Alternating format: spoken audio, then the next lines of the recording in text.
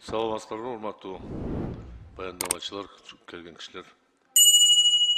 Биз акыркы учурда ушул багытка көп көңүл бура баштадык да. Штраф салуу боюнча. Бирден болсо эле штрафты көбөйтөлү. Штраф менен ишти бүтүрөбүз депчи.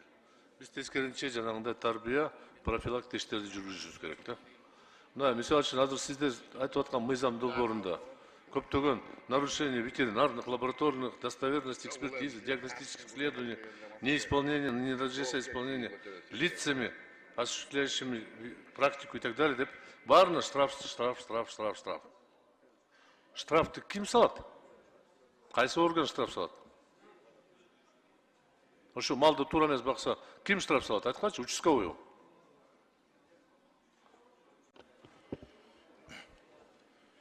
Директоры Кожобергенов.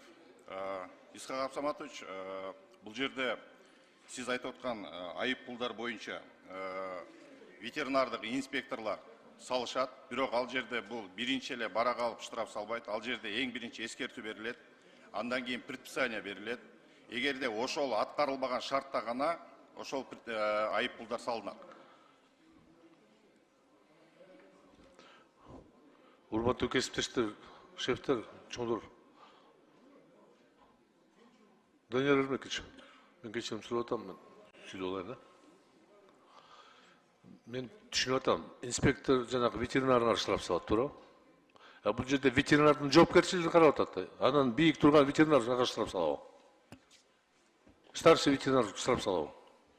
Эгерде ошол жерде бизден мал союучу жайларда, же болбосо жана базарларда жайгашкан ветеринар санитардык экспертиза жүргүзүүчү лабораторияларда иш алып барган ветеринарлар өздөрүнүн ыйгарым укуктарын бузса, же болбосо өздөрүнө берилген укуктарынан аша чаап мыйзамсыз иштерди аракет кылган болсо, ал ошо райондук, шаардык башкармалыктын жетекчиси штраф салганга укугу бар. Силердин ветеринарлар бири-бирине штраф салып отурмак беле?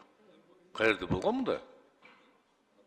Милиция, гаишник өз милицияны штраф сала беле? Үчөө. Анда давайте ошо ветеринарларга өзгөчө форма кийип, погондорду тактырып коелу, звание берипчи. Негизи мен ойлодум да, эгерде ошо айып пулду салуу боюнча практиканы баары бир сотко деп бирдеме кылып байлап койсок, ошо оң болот эле да. Мисалы үчүн сиз айткан кызматкерлер протоколду жазып туруп, сотко алып барып, ал айып пулду бекитип койсо, ошол туура болмок да. Негизги мыйзамдарга дал кирет эле. Ал эми азыр дагы бир штраф сала турган кызматкерди койсок, анда жанагы коррупцияга мүмкүнчүлүк толук ачылат.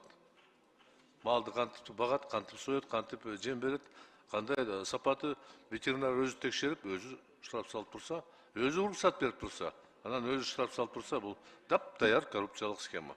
Поэтому мен жеке пикиримде, эгер мүмкүнчүлүк болсо, балким сиз өзү ойлоп көрсөңөр, кандай бир штраф сала турган бийик орган болуш керек. Чечимди кабыл алган башка орган болуш керек да. Милиция кызматкерлерге мен айтпайм. Бирок бир карап көрүш керек да, өзүңөргө мына сага колуңа камчы, өзүңдү чап деген кечирип койгула, ишенбейм мен ага. Болбойт андай. Же сиз мага мисал айтып бере аласызбы, канча ветеринар райондук же башка бөлүм менен айып пул салынган? Жок да андай. Же болсо саналуу эле да. Ошондуктан бул практика жөнүндө бир окуп көрсөңүз, карап көрүш керек менин пикирим. Кандай кабыл аласыңар мен билбейм, бирок мындай болбош керек да. Түз болуш керек да. Иштейби, иштебейби мыйзам көрөбүз да. Рахмат. Исхак Масалевич, бул жерде бардык мыйзам, токтом, нормалардын баары жазылганда укук бузуулар болбой жазылбай калган. Азыркы учурда сиз айтып аткандай биздин министрликтин астында ветеринардык надзор түзүлүп атат. Ветеринардык жана фитосанитардык надзор ошолор жасайт. Исхак Абсаматович.